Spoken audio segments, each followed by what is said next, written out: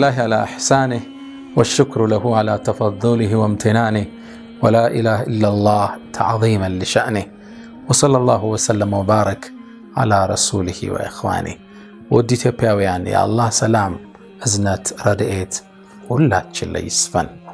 የህይወት ስንቅ በሚለው ተከታታይ ክፍል ውስጥ እንገኛለን። በዚህ መርህ ውስጥ ከስር ያዝናቸው ተከታታይ ርዕሶች አሉ። ዛሬ ደግሞ ሚዛናዊ ህይወትን መራ የሚል ርዕስ ይዤ መጥቻለሁ። ህይወታችን በሚዛናዊነት መቃኘት አለባት። ያኔ ነው ለስኬት የምንታጨው። እስልምና ምድርን ከሰማይ ስጋን ከመንፈስ ዱንያን ከአኺራ የማይለይ ውብ መለኮታዊ ሃይማኖት ነው። አላህም ሕያው በሆነ ንግግር ውስጥ ይህም ሚዛናዊነት በአንድ አረፍተ ነገር ያስቀምጥልናል። ረበና አላህ ምን ብለን መማጸን እንዳለብን ራሱ ይነግረናል። ጌታችን ሆይ ዱዓ ቪዥንም ነው እኮ የምትፈልገውን ነገር እኮ የሚነግር ነው። ረበና ጌታችን አቲና ስጠን ለግሰን ፊ ዱንያ ሐሰና እዚሽ ምድር ላይ ሐሰና መልካምን ነገር ስጠን። መልካም ነገር ሲባል እንግዲህ ዘርዝሩት። ስኬት፣ ውጤታማነት፣ ምርታማነት፣ አብሮ በሰላም መኖር፣ በፍቅር መስራት፣ ጥሩ ትዳር፣ ጥሩ ልጆች፣ ጥሩ ላይፍ ዱንያ ውስጥ መልካምን ነገር ስጠን። ወፊል አኺራ በቀጣዩ ዓለም ደግሞ መልካምን ነገር ስጠን። ሁለቱ የሰው ልጆች የመኖሪያ ምድሮች ናቸው። እቺ ምድር ቀጣዩ ዓለም። በሁለቱም ስኬትን እንለምነው አላህ Subhanahu Wa Ta'ala ቁርአን ላይ ያዘናል። ነብዩ መሐመድ ሰለላሁ ዐለይሂ ወሰለም ይህም መርህ ቁልጭ አድርገው ሲያስቀምጡት እዕጢ ስጥ ይላሉ።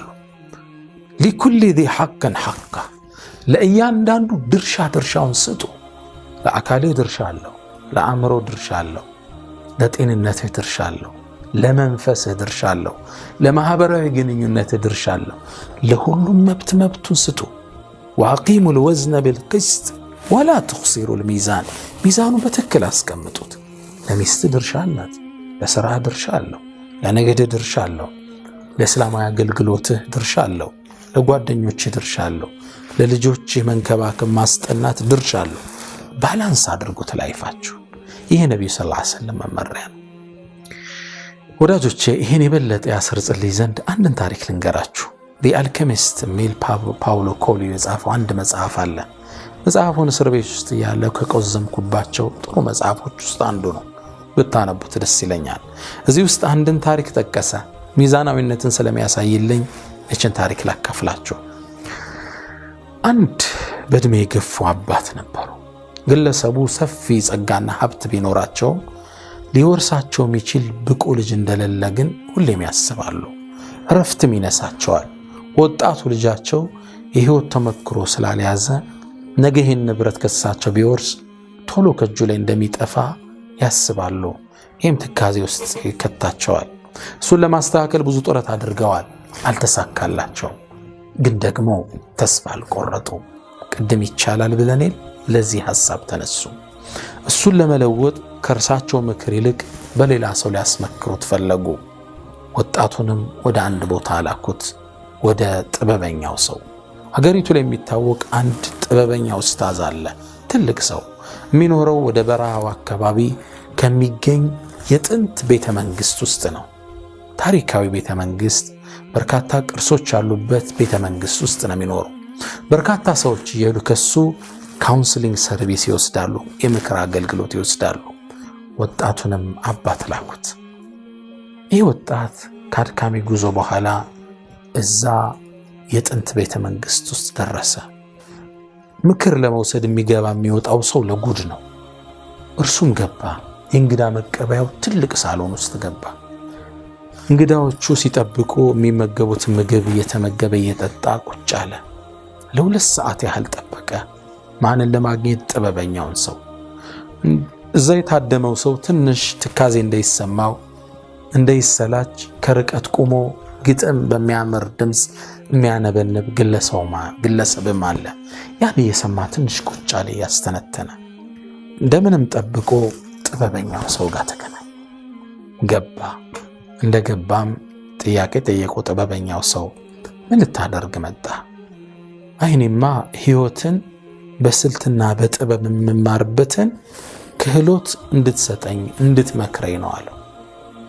ግለሰቡም ጥበበኛውም ሰው መልካም ጥሩ ጥያቄ ነው ያቀረብከው፣ ባይሆን እንደምታይኝ ብዙ ስራ አለብኝና እስከዛው ቤተ መንግስት ውስጥ ያሉ ነገሮችን እየጎበኘ እየጠበከኝ ከ2 ሰዓት በኋላ ተመለሳለሁ። ከዛም አንዲት ማንኪያ ላይ ዘይት አደረገና ዘይቷን ማንኪያዋን ሰጠው። ባይሆን አደራህን ስትዟዟር ዘይቷን እንዳትፈስብህ ጠብቃታለሁ። ወጣቱም ትልቅ ኃላፊነት እንደተሰጠው ተሰማው። እሷን መጠበቅ የወደፊት ህይወቱን ለመጠበቅ ሚስጥር እንደሆነ ገመተ። ማንኪያዋን ከዘይቷ ላይ ዘይት ያላትን ማንኪያ ይዞ ቤተ መንግስቱ መዞር ጀመረ። ደረጃውን ሲወጣ ሲወርድ፣ ውጭ ሲገባ ሲመላለስ ትኩረቱን ግን ያደረገው ዘይቷ ላይ ነው እንዳትፈስበት። ከ2 ሰዓት በኋላ ዞሮ ወደ ጠቢቡ ሰው ገባ። እንደገባም ጠቢቡ ሰው አንድን ጥያቄ ጠየቀው። ወጣቱ ደስተኛ ነበር፣ ዘይቱ ሳይፈስ ይዞት ስለመጣ። ይሄ ነበር ለሱ ስኬት የመሰለው። ጠቢቡ ሰው ግን ምን አለው? ዞርከው እንደ ቤተ መንግስቱን አለው። አዎ አለ። እንግዳ ማረፊያ ላይ ትልቁ አዳራሽ ላይ ግድግዳ ላይ የተሳሉ የተፈጥሮ ስዕሎችን፣ አዕዋፋትን፣ ሁሉን ነገር ተመለከትከው እንዴ አለው። ወጣቱ ደነገጠ። እርሱ ትኩረቱን ያደረገው ዘይቱ እንዳይፈስበት ነው። ቤተ መንግስቱን አልጎበኘው። እሺ አለው አስከትሎ። እነዛ ለዓመታት 10 ዓመት የፈጀባቸው የአበባ አስተካካይ ጋርደን ጠባቂዎች የሰሩትን መስክ ማሳየው አለው። አላየውም። ወጣቱ ትኩረቱ ዘይቱ ላይ ነበር። እርሻ አለው። እሺ አለው አስከትሎ። የዓለምን ዕውቀት ሁሉ ሰብስቦ ያዘውን ቤተ መጻሕፍትስ በደንብ ጎበኘኸው? ሸልፎችን አያቸው አለው። በእርግጥ በዛ አልፎ ሄዷል፣ ግን ትኩረቱን ያደረገው ዘይቱ ላይ ነው እንዳይፈስበት። አላስተዋለው። ወጣቱ ደነገጠ። ዘይቱን ይዞ በመምጣቱ የተሰማው ደስታ ጠፋበት። ከዛም ምን አለው? በል እንግዳ እንደገና አለው።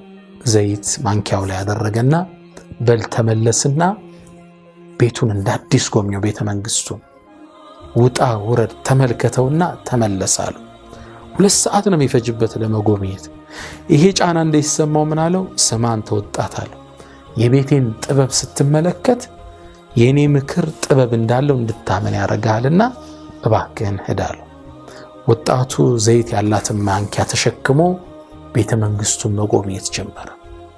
በእርግጥም ቤተ መንግስቱ ውስጥ ያየው ነገር ማረከው። ለካ እስካሁን አላየውም።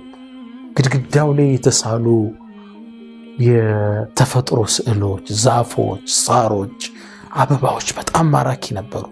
የደረጃዎቹ አሰራር ማራኪ ነበር። 10 ዓመት የፈጀውን ጋርደን ሲመለከተው ውስጡ በሐሴት ናኘ። ላይብራሪው ለጉድ ነው። ያን ሁሉ ለ2 ሰዓት ያህል ሲያይ ቆይቶ ወደ ጥበበኛው ሰው ከ2 ሰዓት በኋላ ተመለሰ። ልክ እንደገባም ለሰውየው ድል ሳይሰጥ መተረክ ጀመረ። ላይብራሪው እንዲህ ነው፣ መንገዱ እንዲህ ነው፣ ደረጃው እንዲህ ነው መተንተን ጀመረ። ጠቢቡ ሰው ትክ ብሎ አዩትና እጅ ላይ እንዳይፈስ አደራ የሰጠው ዘይት የት አላለው። ጎንበስ ሲል ማንኪያው ባዶ ነው፣ ዘይቱ ፈሷል። አሁንም ወጣቱ ተከዘ። ቅድም አካባቢውን ሳይ ዘይቱን ጠብቆ መጣ። አሁን ደግሞ ሁሉ ነገር ጎብኝቶ ዘይቱን ሳይጠብቅ መጣ። ጠቢቡ ሰው ግን በተቃራኒ ፈገግ አለ። ምኑ ሊያስተምሮ የፈለገው ነገር ስለተሳካለት። አንተ ወጣት አለው፣ አሁን ትምህርቱን ጨርሰሃል። የህይወትን ጥበብ ልነግርህ ነው፣ አዳምጠኛል። የህይወት ጥበብ ማለት ህይወትን በጥበብ የመምራት ሚስጥር ማለት ህይወትን እያየህ እየተደነክ እየተደመምክ ስትኖር እጅ ላይ ያለን ኃላፊነት አለመርሳት ነው። ህይወት በሁለቱ ባላንስ መሃል ነው የምትኖራል። ልብ አላችሁት ወዳጆቼ?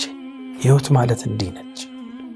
ህይወት ተደስተህባት ተዝናንተህም ስትኖር ያለብህን ኃላፊነት የተፈጠርክበትን ማንነትም ሳትዘነጋ ባላንስድ ላይፍ። አልበርት አንስታይን አንድ አባባል አለው፣ ህይወት እንደ ባይስክል ናት ይላል። ላለመውደቅ ሁሌም ባላንስን ጠብቀህ መረገጥ መቻል አለብህ ይላል። ህይወት እንደ ባይስክል ነች። ወደ ቀኝም እንዳትወድቅ ወደ ግራም እንዳትዘነበር ሁሌም ጥንቃቄ ትሻለች። ሉቅማኑል ሐኪም ኢትዮጵያዊው ታላቅ ጠቢብ ሉቅማን ቁርአን ውስጥ አላህ ምክራቸውን የጠቀሰላቸው ታላቁ ሰው ምን ይላሉ? እርጥብ አትሁን ትጨቀያለህ፣ ደረቅ አትሁን ትሰበራለህ ይላሉ። መካከለኛውን ሚዛናዊ ህይወትን ምራ፣ ያኔ ለስኬት ቀርበሃል ማለት ነው። አላህ በሰማነው ተጠቃሚ ያደርገን። ሰላም አለይኩም ወረሕመቱላሂ ተዓላ ወበረካቱ።